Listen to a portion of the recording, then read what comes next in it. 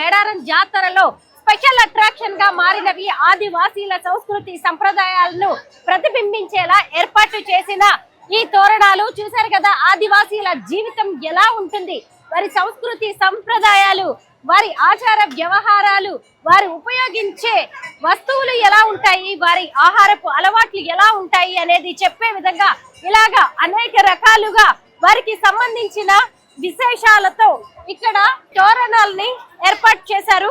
ఇప్పుడు నేనున్నది సమ్మక్క గద్దె ప్రాంగణంలో. ఇదిగోండి సమ్మక్క గద్దె ఇక్కడే ఉంది. సమ్మక్కని అందరూ దర్శించుకుంటూ ఉన్నారు. మంత్రి వర్యులైన సీతక్క గారు ఇక్కడికి వచ్చారు. ఆమెతో పాటు చాలా మంది భక్తులు, ఆమె చిన్ననాటి స్నేహితులు కూడా వచ్చారు. మనందరికీ తెలిసిందే కదా, సమ్మక్క సారలమ్మలకు పసుపు కుంకుమ అలాగే బెల్లాన్ని సమర్పిస్తారు. కొంతమంది తమ శక్తి కొద్దీ ఆసక్తి కొద్దీ చీరలను కూడా సమర్పిస్తూ ఉంటారు. ఇదిగోండి మహిళా భక్తులందరూ ఇక్కడికి వచ్చేసి సమ్మక్కకి తమతో పాటు తీసుకొచ్చిన వస్తువుల్ని సమర్పిస్తూ ఉన్నారు.